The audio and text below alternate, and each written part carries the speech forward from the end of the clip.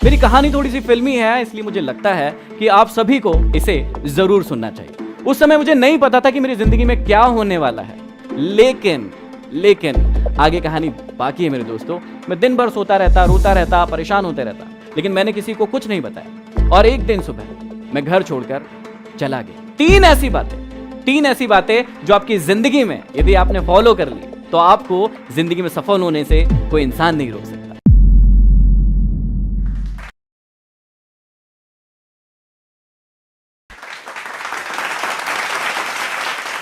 नमस्कार दोस्तों, मेरा नाम है महेंद्र दोगने और आप सभी लोग मुझे एमडी मोटिवेशन के नाम से जानते हैं। मैं रहता हूं मध्य प्रदेश के सबसे छोटे डिस्ट्रिक्ट हरदा में। मेरी कहानी थोड़ी सी फिल्मी है, इसलिए मुझे लगता है कि आप सभी को इसे जरूर सुनना चाहिए। इस कहानी की शुरुआत होती है 7th क्लास से। पढ़ने में बहुत ही गधा, उल्लू का पट्टा, डफर, कुछ भी कह सकते हैं आप। ऐसा था मैं 7th में। जैसे तैसे मैं क्लास पढ़ ही रहा था कि मुझे सप्लीमेंट्री आ गई 7th क्लास में, और उस क्लास को जैसे तैसे मैंने पास किया। आगे मेरी कहानी यहीं रुकने वाली नहीं थी, कहानी की तो अभी सिर्फ शुरुआत हुई थी। मैं आगे 8th क्लास को जैसे तैसे पास करके 9th क्लास में पहुंचा, और उस समय एक्सीलेंस स्कूल की शुरुआत हुई थी। उस स्कूल का नियम था कि जो भी बच्चा यहां पर फेल होगा उसे भगा दिया जाएगा। आप जान के आश्चर्य करेंगे कि उस साल, जिस साल ये स्कूल स्टार्ट हुआ था, उस पूरे स्कूल में एक ही बच्चे को सप्लीमेंट्री आई थी, वो था मैं। और आपको उससे ज्यादा जानकर आश्चर्य होगा कि उस साल उस सप्लीमेंट्री की परीक्षा को भी मैं पास नहीं कर पाया। मैं फेल हो गया और स्कूल से मुझे निकाल दिया गया। मैं बहुत परेशान हो गया, मैं चिंतित हो गया, क्योंकि लोग मुझे परेशान करने लगे। मेरे फ्रेंड सर्कल मुझे परेशान करने लगे। जब भी मैं रोड पर जाता था वो मुझे गालियां देते थे, कहते थे अरे देखो फेलियर आ गया, ये तो फेल हो गया था। कागज के टुकड़े फाड़ फाड़ कर मुझ पर उड़ाते थे। मैं बहुत दुखी हुआ, बहुत रोया, और मैंने डिसीजन लिया कि मैं आगे पढ़ाई नहीं करूंगा। लेकिन घर वालों ने जैसे तैसे मनाया कि तुझे फिर से पढ़ना पड़ेगा। मैंने कहा नहीं पढ़ूंगा। उन्होंने कहा कि तुझे पढ़ना पड़ेगा और फिर से 9th क्लास पढ़ना पड़ेगा। ये सबसे बड़ा टेंशन था मेरे लिए, क्योंकि वही क्लास फिर से पढ़ना मेरे लिए पॉसिबल नहीं था। जैसे तैसे करके एक गवर्नमेंट स्कूल में मुझे एडमिशन मिला, ये कह के कि भैया इसको एडमिशन क्यों दे रहे हो, ये तो एक्सेलेंस स्कूल से फेल है, इसे एडमिशन दोगे तो और ही हमारी स्कूल का नाम खराब होगा। उसके बाद मुझे जैसे तैसे एडमिशन मिला।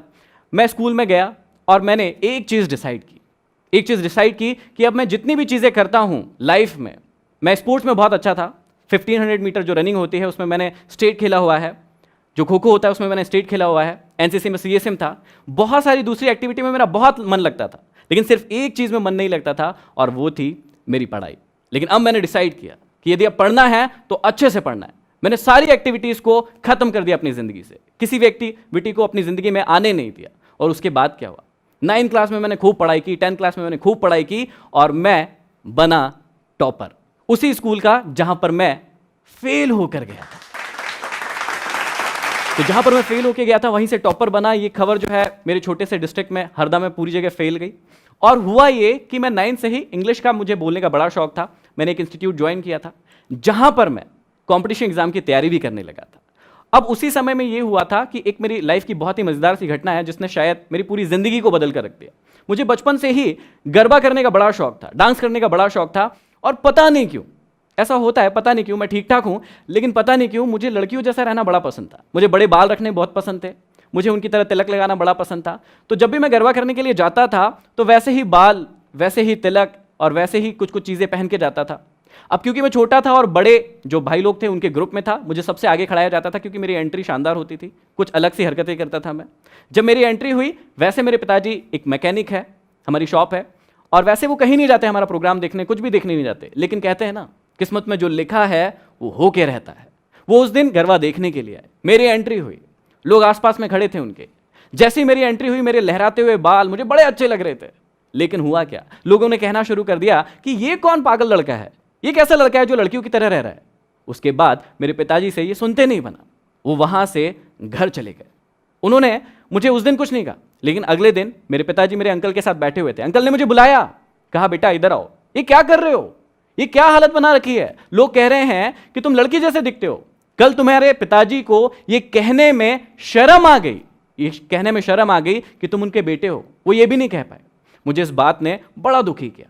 उस समय मुझे नहीं पता था कि मेरी जिंदगी में क्या होने वाला है, लेकिन आगे कहानी बाकी है मेरे दोस्तों। मैं बताता हूं कि उसके बाद क्या हुआ उसी ग्राउंड पर। उसके बाद मैंने 9th क्लास जैसे तैसे निकालना शुरू किया। 10th क्लास में मैंने टॉप किया, कॉम्पिटिशन एग्जाम की तैयारी करने लगा, ब्रिलियंट स्टूडेंट बन गया। उसके बाद मेरा सिलेक्शन हुआ 12th क्लास में स्टेट बैंक ऑफ इंडिया में। लेकिन कहते हैं ना, डेस्टिनी में कुछ और ही लिखा था। उस सिलेक्शन को मैंने एक्सेप्ट नहीं किया। उसके बाद मैंने उस सिलेक्शन को छोड़ दिया। मैं स्टेट बैंक ऑफ इंडिया का जो क्लर्क का मेरा सिलेक्शन हुआ था उसे ज्वाइन नहीं किया, उस सिलेक्शन को मैंने नहीं लिया। लेकिन उसके बाद कहते हैं ना, डेस्टिनी में यदि कुछ और लिखा हो तो फिर वो हो के रहता है। जहां मैं 4 साल से पढ़ रहा था, जहां मैंने सिलेक्शन लिया, उस इंस्टीट्यूट में एक क्लास होने वाली थी जो कि मोटिवेशनल क्लास होने वाली थी। हमारे गुरु हमें सिखाने वाले थे कि मोटिवेशनल स्पीकर कैसे बना जाए, जिंदगी में लीडरशिप कैसे डेवलप की जाए, आगे कैसे बढ़ा जाए। और ये सब सीखने के लिए मैं बहुत ही उत्साहित था। मैं बहुत ही उत्साहित था, एक्साइटेड था कि बस अब तो ये मैं सीखने वाला हूं। क्लास होने वाली थी शाम को 6 बजे। 10 बच्चे इकट्ठे होने वाले थे क्योंकि वो टॉप स्टूडेंट्स थे। उनको बुलाया गया, हम वहां पर बैठे हुए थे और उसी वक्त एक जो घटना हुई उसने मेरी पूरी जिंदगी फिर से बदल कर रख दी। मेरे गुरु आए और उन्होंने आते ही सबसे पहले यह कहा कि महेंद्र, तुम यहां से नीचे चले जाओ, तुम्हारे बस की ये बात नहीं है। यहां पर जितनी भी बातें होने वाली है वो बहुत ऊंचे लेवल की होने वाली है, बड़े लेवल की होने वाली है। ये बातें तुम्हारे बस की नहीं है। जिस संस्थान के लिए मैंने 4 साल दिए थे, उनके गुरु ने मुझे ऐसा कहा। वो मेरे भी गुरु हैं, अभी भी है, लेकिन मुझे ये बातें बहुत चुभी। मैं उस वक्त उनसे कुछ नहीं कह पाया, लेकिन मैं नीचे गया और खूब रोया, खूब परेशान हुआ कि मुझे ऐसा क्यों कहा गया। उस वक्त ये बात नहीं पता थी कि ये मुझे क्यों कहा गया, लेकिन आज समझ में आता है कि ईश्वर ने सब कुछ तय करके रखा था, इसलिए वो घटना उस दिन हुई थी।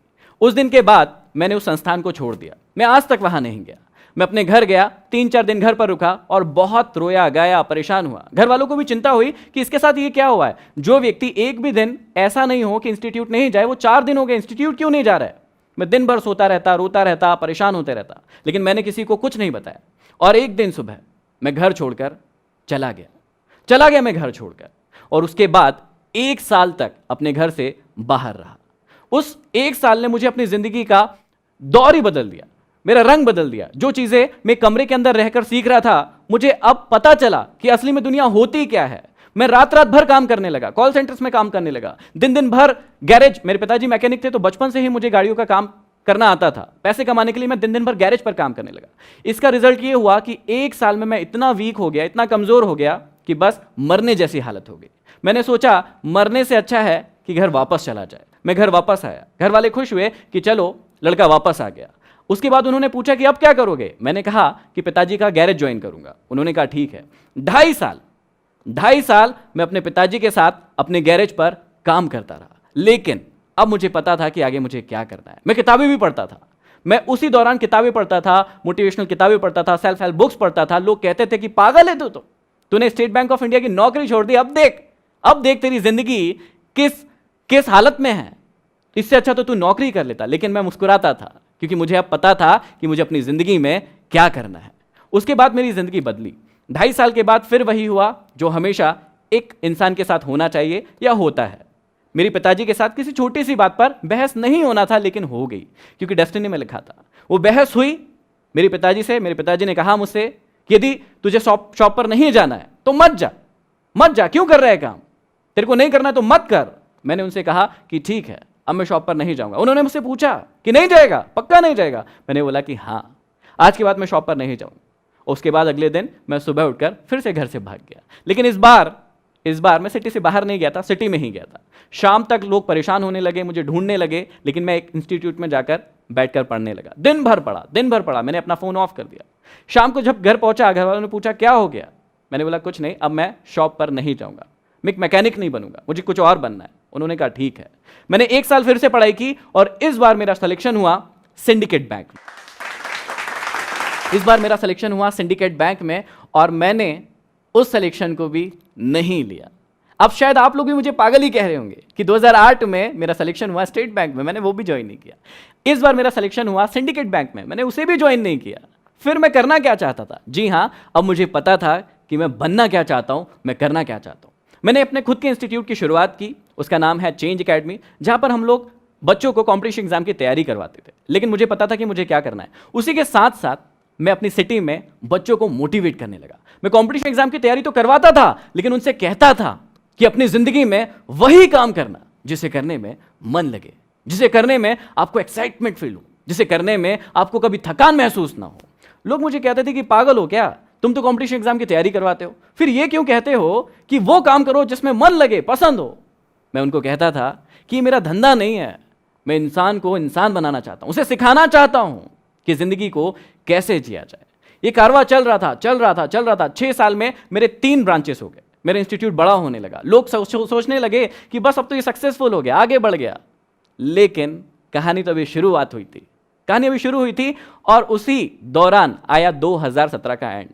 मैं बहुत सारे काम कर रहा था, बहुत सारे टॉक्स ले रहा था, स्पीचेस ले रहा था, लोग मुझे जानने लगे थे, मेरे इंस्टीट्यूट की बहुत सारी ब्रांचेस खुलने लगी थी। जहां पर जिस सिटी में 25 से 30 हजार कमाना भी बहुत बड़ी बात होती है, लोगों को लगता है कि अरे बाप रे 25 से 30 हजार रुपए कमाता है व्यक्ति, वहां उस सिटी में मैं हर महीने 1 लाख रुपए से ज्यादा कमाता था। लेकिन ट्विस्ट यहीं पर है, मैंने उस सारी चीज को दांव पर रखा क्योंकि मुझे अच्छा नहीं लग रहा था। मुझे लग रहा था कि इससे और कुछ बड़ा कर सकता हूं मैं, और कुछ अच्छा कर सकता हूं मैं। और फिर 2017 का एंड आया। वहां पर क्या हुआ, वहां पर मैंने एक डिसीजन लिया कि अब इन सारी कोचिंग्स को मुझे बंद करना है, क्योंकि मुझे कुछ और अच्छा करना है। मेरे दिमाग में चल नहीं रहा था, मुझे समझ ही नहीं आ रहा था कि मैं ये काम करूं या ना करूं। फिर डिसीजन लिया कि मुझे ये काम अब नहीं करना है। और 2017 के एंड में मैंने तीनों के तीनों ब्रांचेस बंद कर दिए। अब लोग फिर से परेशान होने लगे, फिर से मुझे पागल कहने लगे कि यार इससे बड़ा पागल कोई नहीं है। सारी सिटी में ये बात हो गई, क्योंकि छोटी सिटी है तो सारी जगह बात फैल गई कि महेंद्र तो फिर से पागल हो गया। अब उसने एक कैमरा खरीद के लाया है, एक माइक खरीद के लाया है, अब तो वो ना शादियों की शूटिंग करेगा शायद। ऐसी बातें मार्केट में उड़ने लगी, सबको ये बात पता चल गई। मेरे काफी सारे स्टूडेंट्स थे, उन्होंने भी ये बातें फैलाना शुरू कर दी। लेकिन इस बार भी वही हुआ, मैं मुस्कुराता रहा, मैं किसी से कुछ नहीं कहा, और मैं बैठ गया एक रूम के अंदर, एक कमरे के अंदर, एक कैमरा और एक माइक लेके। और फिर शुरुआत हुई मेरी जर्नी की। वो जर्नी थी यूट्यूब की जर्नी। मुझे पता था कि मुझे अब क्या करना है, मैं आगे बढ़ता गया। मैंने 4 महीने वीडियोस बनाना शुरू किए। शुरुआत में ये बहुत कठिन होता है, क्योंकि जब वीडियो डालते हैं तो यदि आप यूट्यूब से हैं तो आपको पता होगा कि व्यूज नहीं मिलते हैं, लाइक्स नहीं मिलते हैं, लोग उसे शेयर नहीं करते हैं, बड़ा दुख होता था। लेकिन मुझे अपने आप पर पूरा विश्वास था, मुझे पता था कि मुझे क्या करना है, मुझे पता था कि मेरी मंजिल कहां है, मुझे अपने आप पर विश्वास था। और इसी प्रकार मैं 4 महीने तक उसको जारी रखता गया। हुआ क्या, उसका रिजल्ट ये हुआ कि 5वें महीने में मेरा एक वीडियो वायरल हुआ। और वो इतना वायरल हुआ कि उसे 6.3 मिलियन लोगों के द्वारा सिर्फ 15 दिन के अंदर देखा गया। सिर्फ 15 दिन के अंदर 6.3 मिलियन व्यूज मिले और मेरी आवाज हर हिंदुस्तानी तक पहुंच गई। और लोग मुझे मेरी आवाज के कारण जानने लगे, लोग मुझे एमडी नाम से जानने लगे। अब यहां पर कहानी रुकने वाली नहीं थी, मैंने और वीडियोस डालना शुरू किया, मैं और पॉपुलर होता गया। मुझे radio station, talk show, magazines, newspaper, सब जगह से ऑफर आने लगे कि हमारे यहाँ आइए, हमारे यहाँ टॉक लीजिए, हमारे यहाँ सेमिनार कीजिए। और इसने मेरी जिंदगी पूरी तरीके से बदल दी थी। जो मैं सपना देखता था, जब मैं आईने के सामने खड़ा होता था, मैं देखता था कि मैं तो हीरो हूं, वही फीलिंग मुझे आने लगी और मैं आगे बढ़ता गया। आप सभी ये जानने के लिए बहुत ही एक्साइटेड होंगे कि एक लड़का जिसे 7th में सप्लीमेंट्री आई, 9th में सप्लीमेंट्री आई, वो फेल हो गया, घर से भाग गया, गैरेज पर काम किया, आज पूरे हिंदुस्तान नहीं और भी कंट्रीज में जाना जा रहा है अपने काम के कारण। तो ऐसी कौन सी सफलता की ट्रिक्स है, टिप्स है, जो आप लोगों को यदि मैं बताऊं तो आप लोग भी अपनी जिंदगी में सफल हो सकते हैं। वही टिप्स मैं आपसे शेयर कर रहा हूं। 3 ऐसी बातें जो आपकी जिंदगी में यदि आपने फॉलो कर ली तो आपको जिंदगी में सफल होने से कोई इंसान नहीं रोक सकता। पहली टिप, हमेशा खुद पर विश्वास करना। हमेशा याद रखना, खुद पर विश्वास करना, क्योंकि कई बार जिंदगी में ऐसा होता है कि जब हम काम करना शुरू करते हैं, फेल होते हैं, गिर जाते हैं, लेकिन कई लोग वहीं पर पड़े रहते हैं, अपनी जिंदगी में सोचते हैं कि मैं आगे नहीं बढ़ सकता, मैं कुछ नहीं कर सकता। मैं आपको समझाना चाहता हूं, मैं आपको बताना चाहता हूं कि जिंदगी में किसी पर विश्वास करे ना करे, लेकिन सबसे पहले खुद पर विश्वास करें। दूसरी टिप्स जो मैं आपको देना चाहता हूं बहुत ही इंपॉर्टेंट है, अपने आप को कभी भी सस्ते में मत बिकने दीजिए। कई बार ऐसा होता है कि हम अपनी जिंदगी में जब एम बनाने के लिए बैठते हैं तो छोटे छोटे से एम बना लेते हैं, सोचते हैं कि ये भी हम कर पाएंगे या नहीं, खुद पर विश्वास नहीं होता है। दोस्तों, मैं आपको समझाना चाहता हूं कि अपने आप को और अपने सपनों को कभी भी लिमिटेड मत कीजिए, उन्हें बड़ा बनाइए और अपने आप को कभी भी सस्ते में मत बिकने दीजिए। और तीसरी और सबसे इंपॉर्टेंट चीज, हमेशा याद रखना, बड़ा नौकर बनने से अच्छा है छोटा मालिक बन जाना। हमेशा खुश रहोगे। क्या आपको लगता है कि लाइफ में सक्सेसफुल होने के लिए डेस्टिनी की जरूरत पड़ती है? यदि आपको लगता है हां, तो कमेंट बॉक्स में कमेंट कीजिए, इस वीडियो को लाइक कीजिए और ज्यादा से ज्यादा शेयर कीजिए, सब्सक्राइब कीजिए जूस टॉक्स। 2003 में मेरे हस्बैंड एक्सीडेंट एक्सपायर हो गए थे। मैंने कभी अपनी लाइफ में किसी की मौत नहीं देखी थी। वो फर्स्ट मौत थी जो मैंने अपने हस्बैंड की देखी थी। एक्सीडेंट्स में सारे मेरा डैमेज हो गया शरीर, सिर्फ एक सांस थी जो धड़क रही थी। पैसों की दिक्कत इतनी बढ़ गई थी कि मैं बता नहीं सकती आप लोगों को कि एक एक रुपए के लिए हम मोहताज हैं। आप टैक्सी चलाओ या हवाई जहाज चलाओ, मुझे मेरी मम्मी चाहिए, मुझे कोई नहीं फ़र्क पड़ता। मेरी मम्मी में वो हिम्मत है जो कर सकती है।